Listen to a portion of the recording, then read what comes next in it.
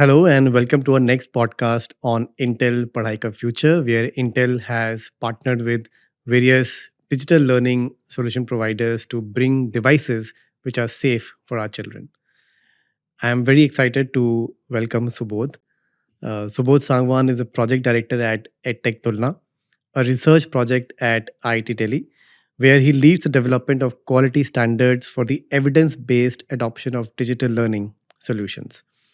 With over 15 years of experience at McKinsey and Uber, Subodh decided to leverage his extensive background in tech based operations to shape meaningful technology adoption in the education space. Subodh, thank you so much for being a part of this campaign along with us. First thing that I want to really ask you is that today a lot of hardware is being sold in the government schools on the lines of being AI powered, right? Which in most cases obviously requires the internet to be useful as well. But we, as per my understanding, we don't have standards yet that can provide enough guardrails for students and teachers to safely use AI inside the classrooms.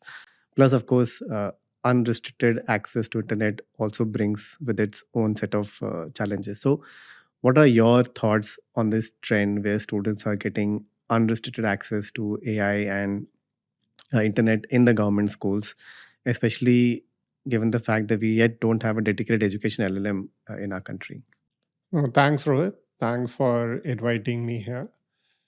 And I think your first question is a very broad question. One is the unintended consequences of internet device usage. And second, how it gets further complicated now with the advent of AI. So, if I just break it down into those two parts, I think the first part has been a problem that everybody is grappling with for the last 5, 10 years. People have tried to approach it in different ways, be it through regulatory ban, be it through facilitated usage rather than individual unfacilitated usage. That means use it in parent or teacher supervision rather than using it alone. Or there could be, how do you control the device time itself? Basically, the hardware is like the source through which you use it. And if you can control and manage that time, that is one way of doing it. The second part now, which is coming up, is the AI powered hardware. So we at Tulna focus only on products which are meant for educational learning purposes. And there we have developed a framework. See, the challenge is people are now both. And when I say people, the stakeholders could be government stakeholders who are procuring for the government ecosystem. They could be private investors who are investing in edtech product companies. There could be schools, principals, teachers, or there could be individual parents. They all had the intent and they had the awareness. They want to select products which are effective, which are safe. But that decision making was not easy. So, what Tulna has tried to do is translate all that complexity of learning into few simple parameters or standards which can help you assess the quality of the edtech solution. And that's our idea. It's a public good. All the evaluations of the product that we do is available for everyone. So, using those evaluations, you will be able to select solutions which are better curated for effectiveness. But when it comes to your first question on the risk of usage, I think that will be beyond the domain of EdTech Tulna. That falls in the domain of parental awareness, regulations, and a combination of those parameters. Right. But while EdTech Tulna is creating benchmark for EdTech solutions in the country, are you also beginning to take into consideration the digital safety of the children as they interact with not just the hardware, but even the learning application which require internet? Very pertinent. And I think, again, splitting into two parts. One, what we already take into consideration and what we need to enhance given the way AI is proliferating into these products now. So, what we already do, if you look at the Tulna framework, it has a very focused cluster on safety of the children or the learners using it. And there we look at two specific criterias. One Is it the simple data privacy and data security, that what the children are using, how that information can be used or misused? How transparently is the product declaring it? How well they are guarding it? And how flexible are the processes in allowing people to opt in, opt out of those, which are now getting operationalized even through the DPDP norms that have come across in India? So, one is that element. Second element that Tulna has gone ahead few, I think, with the launch of our second framework was also the digital well-being. And here, I think the focus that needed to come, and very few products are doing it right now, is how the products are nudging the screen time the children is using the product for. How are they checking the emotional well-being? Can they cater the tone, the content based on the emotional state that the children is in, to make sure that they are more positively enforcing the learning journey rather than harming it in any ways? Now, with the AI coming in, we will need to step up the evaluation standards. And there we are already working with IIT Madras. There they have a focused AI education team, and Professor Mitesh is co-leading this research with us. And there we are seeing that we'll have to add elements like the quality of the conversation, because a lot of conversational interfaces are coming in. The way they are keeping the learner engaged, the way they are not spoon feeding, because learning is complex. If I'm told something too easily, I forget that too easily. So the conversation has to help me find the answer rather than spoon feed me the answer. The accuracy of those answers in the conversational AIs. And then we will also have to look at the transparency in all those AI powered, LLM powered solutions, that they are bias free. They are declaring transparently what LLM and what kind of controls they are using. So those features we are already working on, and we'll be launching that updated version of the framework, because that's the need of the hour within the next 3 to 4 months. That's a plan.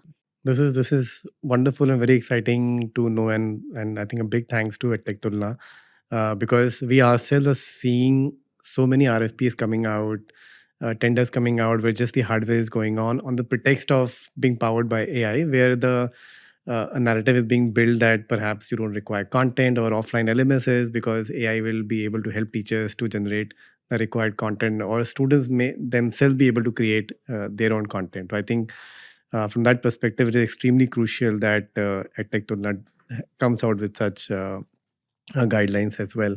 I'll just maybe add on that one. I think you're spot on with AI.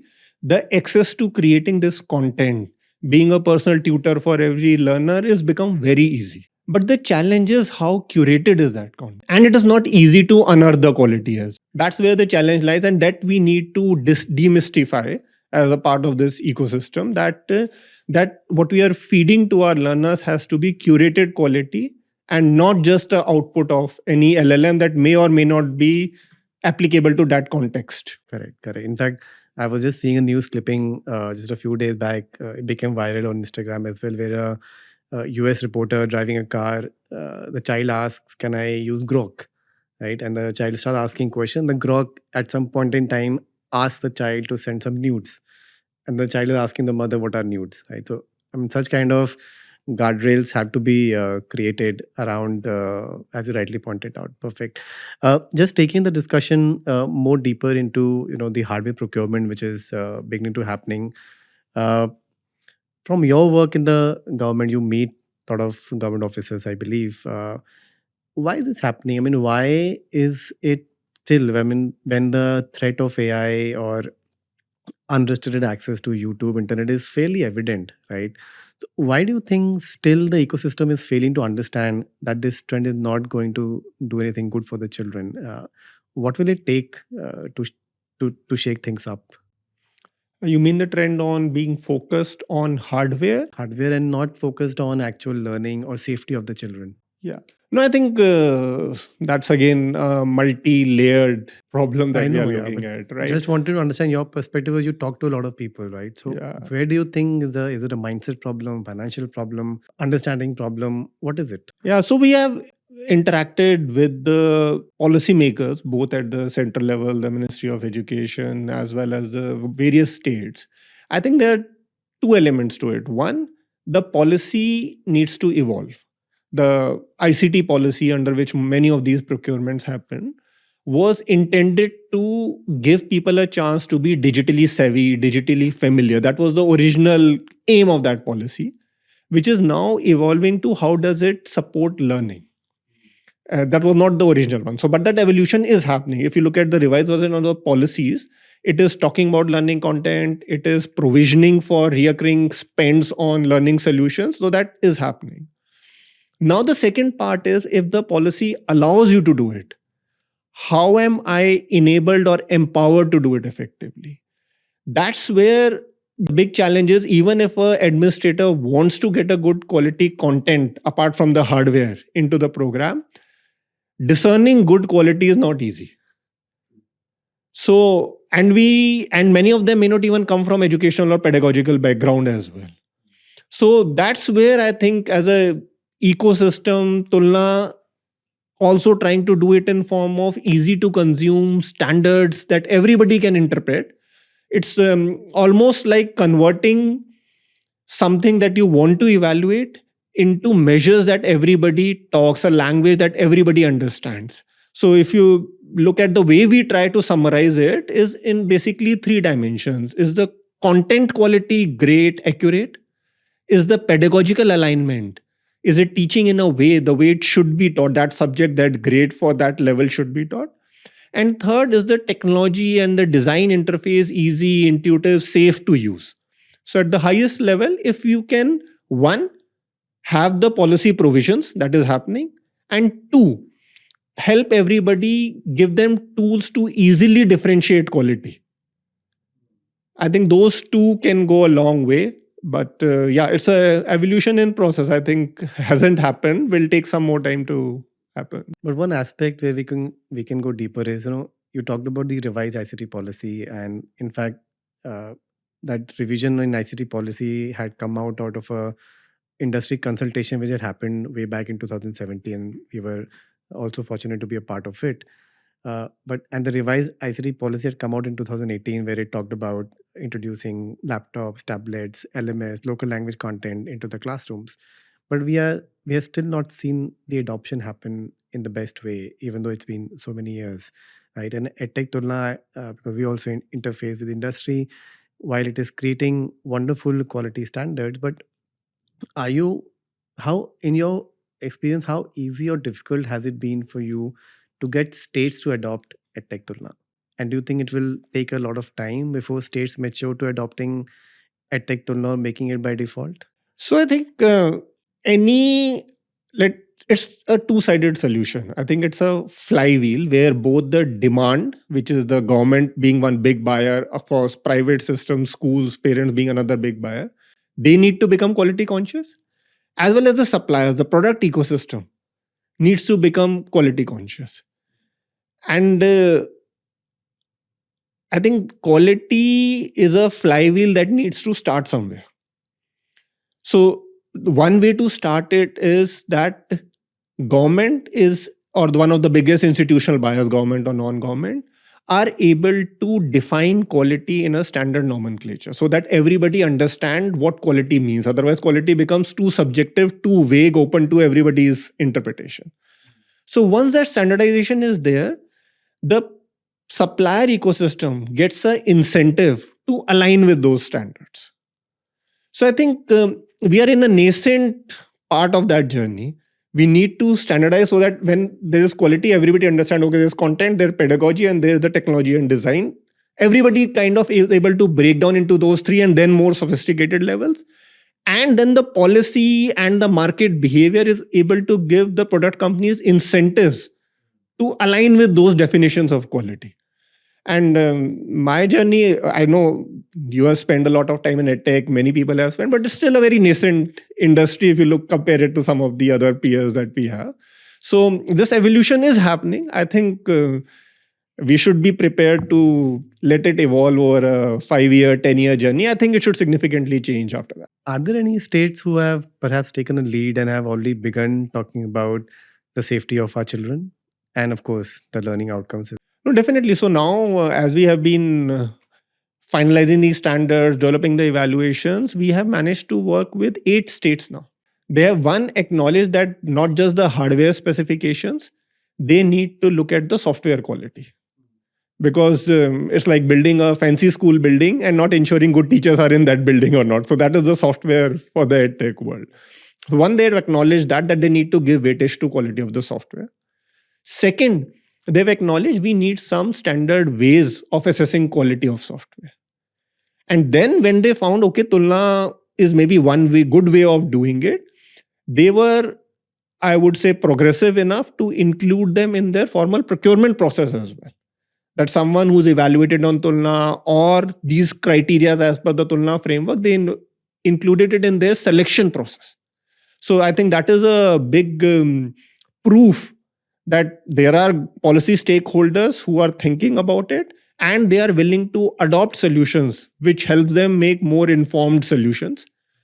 So I'm quite positive, to be honest. If 8 states have done it, then we are like talking about 1/3 India is already on that path. So we should be able to accelerate it significantly from here. Right. And what about the digital safety of our children? Is that also a point beginning to be discussed? Let me say it in two ways. If I talk about the discussions we had, it was relatively low on the priority. But I think a parallel impetus with these DPDP norms that has now kicked in, it has become, from a parallel stream, it has come up significantly in the weightage. So as of now, it started with pedagogical quality, started with content quality, lot of focus there. But now the digital safety, the data safety, the digital well-being have been significantly pulled up. And I think even one of the government norms that came around in 21 was specifically focused on digital well-being, even before the DPDP norms came along. So policy awareness is already there, and it is now flowing into state level operationalization as well. Good to know.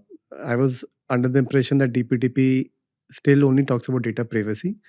But I think it's good to know that policy is also thinking in terms of digital well-being of the children. So since you are heading, EdTech Tulna and research project, can you share any ongoing research which may be happening in India or globally around monitored and guided usage of digital learning solutions, internet, and AI? And how do you think the ecosystem should ensure safety standards while implementing and using EdTech?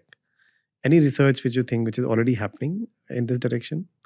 No, so apart from the AI research, another area of research that we are working on is we build the quality standards. But when we talk to these state decision makers, they were grappling with two more questions. One, this quality standard I should apply for which intervention? Should it be smart class? Should it be an adaptive learning system? Where should I apply these?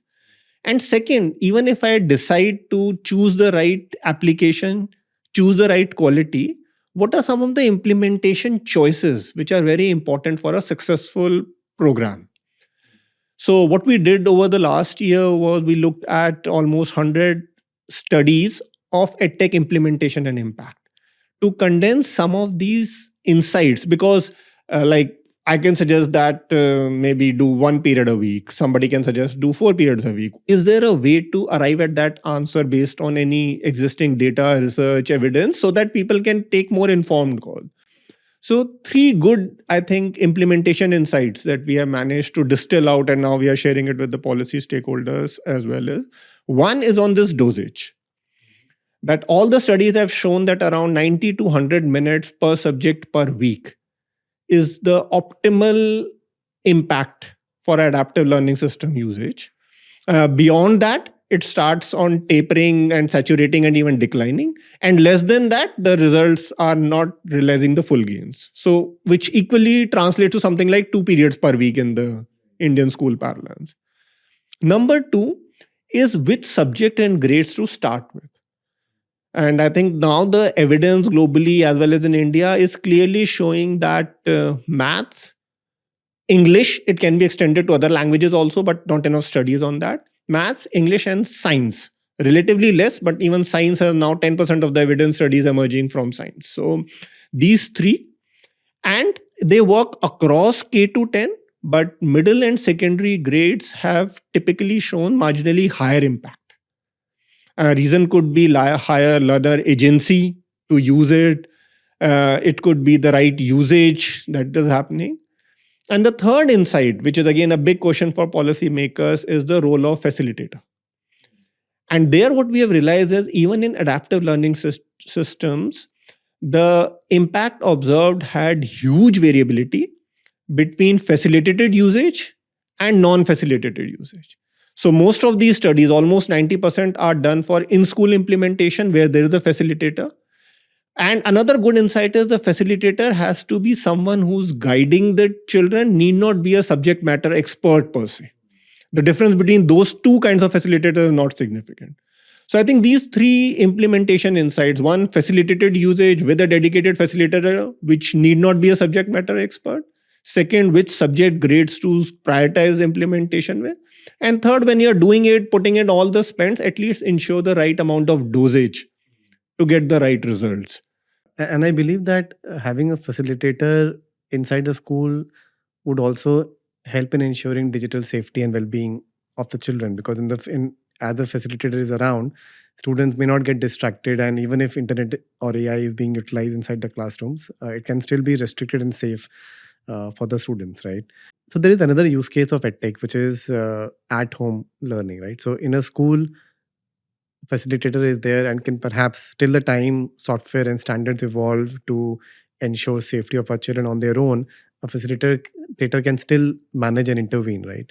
But for at-home learning, and I'm talking not just about tier 1 cities, but even in tier 2 and tier 3 cities where devices are becoming extremely important and parents are spending and buying devices for their children, what kind of guidelines or standards do you think should be incorporated maybe at the device level itself, so that at home learning also can be safe and comfortable for the student? Parents don't have to worry about it.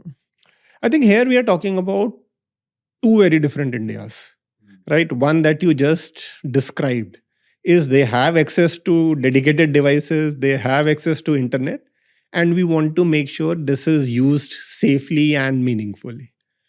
And then there is another India where they don't have access to dedicated devices, maybe some shared time on their parents' device. Internet availability may or may not be there for the full time of that usage. So answer for the two have to be very different.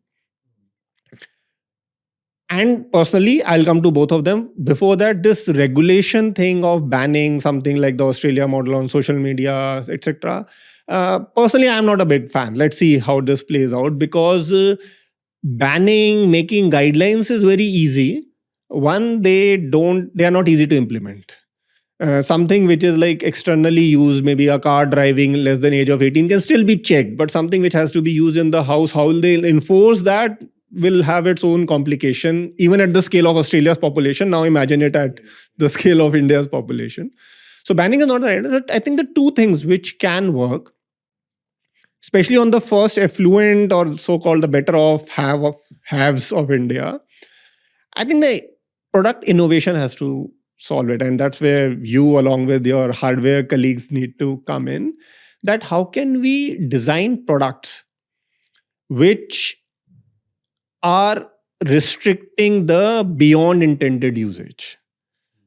For example, a Kindle kind of a slate interface was intended just for reading, and it could work offline.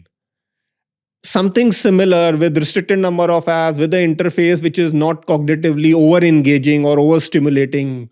Can that interface with preloaded, pre-approved apps and with limited times of internet refresh, if that can come as a pre-packaged solution, and it will require close-knit cooperation between the learning content app provider as well as the hardware provider, then I think the parents of these urban people who can afford it is a big need gap.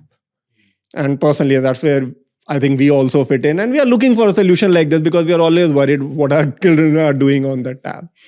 And I think then you come to the second one, which do not have this access all the time.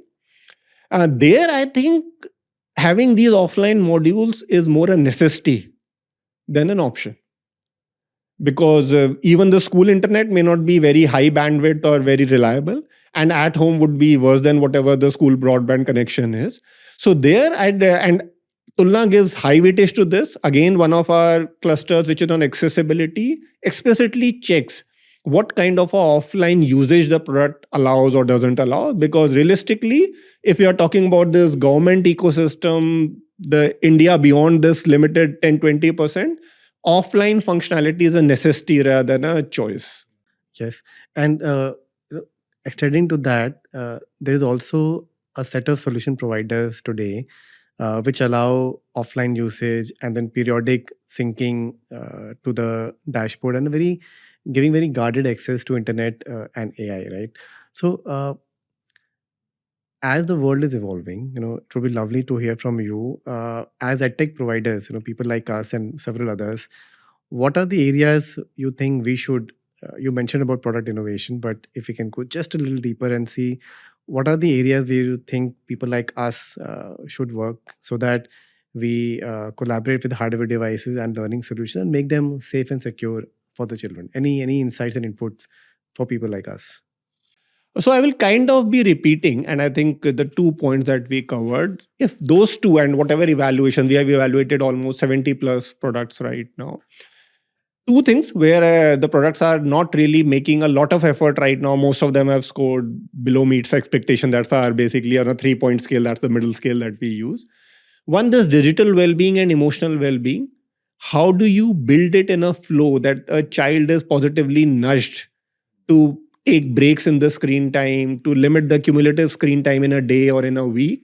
I think products companies can do a lot more. Right now, I can hardly think anybody doing great. Some of the global products are building it in, but the Indian ecosystem is not yet building it in. The second one, again, recapping what we just discussed, this offline usage, for both types of India that we talked about. The products are doing it, but the seamlessness with which it works, so that the adaptive algorithm still works to almost 90% of the original capability in an offline algo as well. I think that's where the quality should not get compromised just because you're using it offline. The experience quality should remain 90%, 85% same while there's an offline module. I think those will be the two dimensions if we can solve. Perfect. I think insightful for us as well. Last question for the day, Subodh. So going forward with the advancements in AI, increased access to social media and OTT to our children, what do you think the ecosystem and the industry, which includes government, CSR, schools, parents, should focus on in 2026? How do we make safety and security of our children a mainstream issue? No, I think digital tech, AI is a two-edged opportunity. It can become an opportunity or a risk. And I think as a ecosystem, as a policy, three things that we will need to inform very well. One, it should be able to create equity, not extend the digital divide. What I mean by that is if you look at 90% of the good solutions, they are targeting to English speaking or Hindi speaking majorities, very low supply of high quality vernacular products. Now, AI has given us an opportunity to do that in a low cost manner, but that will be a function of having good vernacular LLMs that can feed into those translations and those contextualization. And I think their government and the policymakers will have to fund some of that initial investment to enable the ecosystem to use it. Otherwise, it will just take those who had the access, take them a leap ahead. And those who did not have access, they'll be left further behind. So one will be that one. Second, I always feel, and me myself being in that guilty room per se, the role of educator, somehow the industry is not thinking hard enough or is shying away from making a very clear change in the role of the educator. It is inevitable. What tech can do will replace a lot what educator used to do. At the same time, it will not replace a lot what educator did. But somehow, given the sensitivities regarding teacher being on board, etc., that answer hasn't been very clear for the ecosystem. And ultimately, there is no shying away from answer. That answer will need to become clearer. So I think we need to put our minds better on that one and define that answer more clearly. And third, again, more for the policy, but we can give the suggestions to the policymakers. Banning, I don't think personally works. So how do you design incentives and disincentives for the ecosystem to take care of all the parameters that we just talk about? If you are compliant with these quality norms, if you are compliant with these safety norms, what incentives you get in the government procurement, what incentives you get in the state affiliated schools, what disincentives you get might be a better way of thinking of regulation rather than thinking of bans. Hmm. Wonderful. Thank you so much, Subodh. I think good conversation. And I hope that whatever we spoke about will initiate more conversations in the ecosystem. And the issue that we're addressing, of course, one is for learning outcomes, but the second one, and more critically for us today, is about digital safety and well being of the children.